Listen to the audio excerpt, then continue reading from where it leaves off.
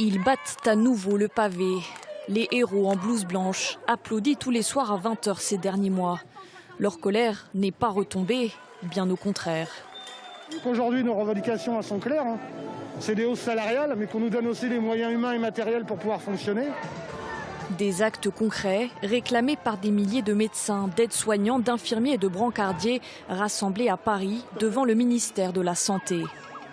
Le fait qu'on nous a applaudi tous les samedis soirs, qu'on a montré que nous étions indispensables pour faire fonctionner le pays en période de crise, eh bien ça a redonné la niaque à tout le monde et on ne lâchera rien. On ne lâchera rien, on veut de vraies augmentations de salaire, on veut des embauches, 100 000 à l'hôpital, 200 000 dans les EHPAD, ça paraît beaucoup, mais c'est simplement être au même niveau que les pays qui ont beaucoup mieux géré la crise que nous. Des défilés partout en France, en plein Ségur de la santé.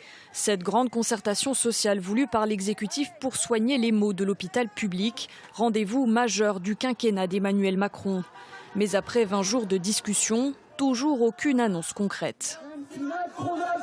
C'est une belle mascarade ce Ségur. Pourquoi ça ? Parce qu'actuellement, aucune revalorisation, contrairement à ce qu'avait demandé le gouvernement, aucune revalorisation est mise sur la table.